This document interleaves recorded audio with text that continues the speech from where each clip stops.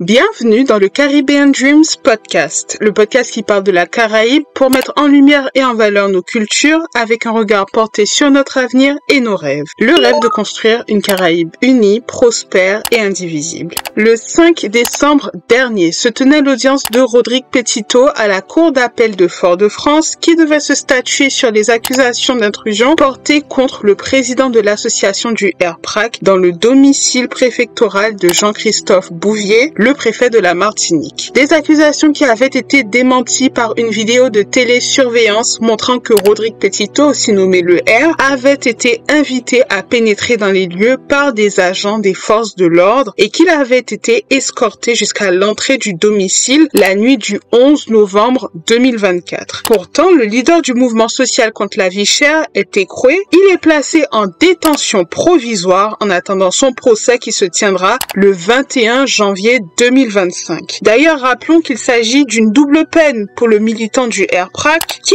avait déjà été condamné à 10 mois de prison aménageable le 2 décembre dernier, faussement accusé d'avoir menacé des personnes dépositaires d'un mandat alors qu'il avait simplement annoncé sa volonté de combattre politiquement et judiciairement les élus de la Martinique qui se seraient rendus coupables de détournement de fonds ou qui tremperaient dans des affaires douteuses. Il avait donc été placé sous contrôle judiciaire, mais le parquet de Fort-de-France a fait appel de cette décision. En effet, dans une précédente vidéo, je vous expliquais que le R s'était fait de nombreux ennemis pour avoir réclamé une meilleure justice sociale en Martinique, tant sur le plan local que sur le plan national, quand dès juillet 2024, il avait initié un mouvement social sur l'île pour lutter contre la vie chère. Il avait demandé un alignement des prix dans l'alimentaire importé sur ceux appliqués en France hexagonale. C'est cette lutte menée non seulement par Rodrigue, mais aussi par Gladys Roger et Aude Goussard qui leur vaut aujourd'hui d'être persécutés par la justice française. Ils sont complètement délaissés par une partie de nos élus locaux. Je dis une partie car j'ai vu certains maires apporter leur soutien au RPRAC. Quant à Rodrigue Petito, il passera les fêtes de fin d'année en prison, loin de ses proches et de sa famille, après s'être investi depuis plusieurs mois pacifiquement pour faire baisser les prix dans l'alimentaire. Rappelez-vous, suite à de nombreuses heures de négociations dont je vous avais fait les comptes rendus sur ma chaîne, la table des négociations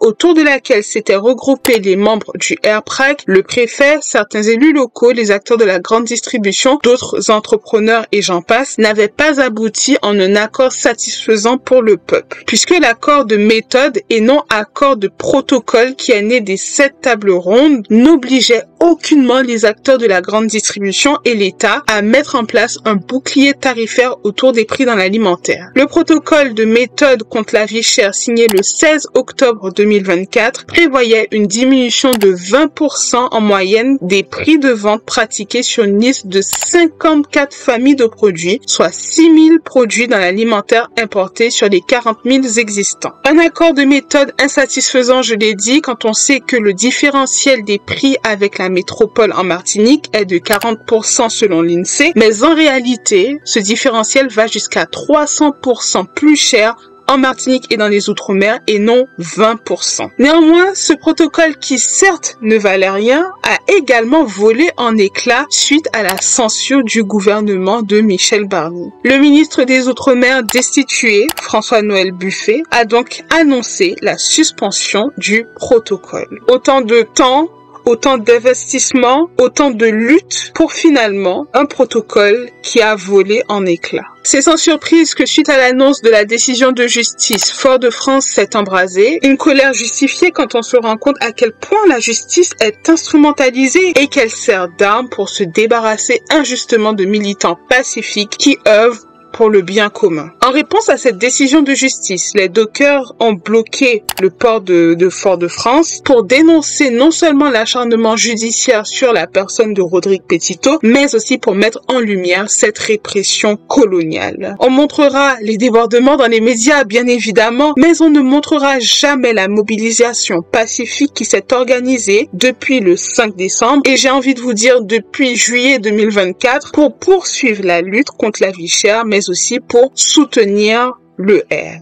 C'est un coup dur pour toute personne qui se sent concernée par ce qui se passe en Martinique. Pour tous ceux qui ont l'espoir de voir nos conditions de vie s'améliorer. Pour toute personne qui veut voir ce mouvement social couronné de succès, pour toute personne qui a la gorge serrée face à cette injustice sans nom. J'aurais pu enregistrer ce 14e épisode du podcast beaucoup plus tôt. Bien plus tôt. Parce que vous savez que depuis le début des grèves, je suis très assidûment ce qui se passe en Martinique. Je fais des nuits blanches pour vous tenir au courant de tout ce qui se passe du mieux que je peux. Mais j'avais tout simplement la gorge serrée. Je suis triste, en colère, mais je suis toujours combative. Car, d'une façon ou d'une autre, je sais que la Martinique est à nous. Et je suis confiante, car je vois une partie de la jeunesse qui se sent concernée et qui est prête à lutter pour ce qui lui appartient. On a l'impression que tous les efforts fournis ces derniers mois n'ont servi à rien. Mais comme l'a dit Rodrigue Petito depuis sa prison, il tiendra bon tant qu'il saura que la lutte se poursuit. Alors tenons bon pour lui. Et ne laissons pas cette décision de justice nous détourner de ce qui compte vraiment, la lutte contre la vie chère. Donc oui, continuons de soutenir Rodrigue Petito. Mais je pense que ce qu'il aimerait vraiment, ce qui le tient le plus à cœur, ce qui le permet de tenir bon en prison, c'est de savoir que nous poursuivons la lutte. Les Martiniquais se battent et se sont toujours battus. Partout où le colonialisme français persiste, il y aura des hommes et des femmes pour le combattre. Et j'ai une pensée pour tous les autres prisonniers politiques, les victimes de l'État colonial français. Je pense notamment à l'indépendantiste kanak Christian Taine, j'espère que je n'écorche pas son nom, qui est aussi emprisonné dans la prison de Mulhouse, bien loin de ses terres. Dans tous les cas, le mieux pour vous, c'est de vous abonner et d'activer la petite cloche pour être informé à chaque fois que je poste une nouvelle vidéo, parce que je compte bien vous tenir informé sur cette histoire. Rejoignez-moi sur les réseaux, que ce soit sur Facebook, TikTok, Instagram. Je m'appelle Sephora Dreams, Sephora.Dreams un peu partout. Likez cette vidéo pour le référencement et laissez-moi un petit commentaire. Partagez la vidéo pour que tous soient au courant de ce qui se passe en Martinique, parce que parfois on a l'impression d'être impuissant, de ne pouvoir rien faire de là où nous sommes, notamment en France hexagonale. Mais partager, conscientiser, répandre l'information, la bonne information, ce sont des choses que l'on peut faire depuis la France hexagonale quand on se sent impuissant de par la distance, l'éloignement géographique. Donc partagez les vidéos qui parlent de cela, parce qu'on est complètement invisibilisé par les médias. Et puis en attendant, continuez de croire en vos rêves. Aimez-vous, moi je vous aime et je vous retrouve dans un prochain épisode du podcast. Ciao. Nous blende, la galilende, il est indé, nous ka marcher en les sentiments nous. Frère Congo et tout ya, ou dit maman, moi mon fromage ya. Alagadi dalo, alagadi dalo, alagadi dalo, alagadi dalo, alagadi dalo. Nous blende, la galilende, il est indé, nous ka marcher les sentiments nous. Nous marcher, nous tomber, mais nous lever, pour nous arriver en chimène, et maman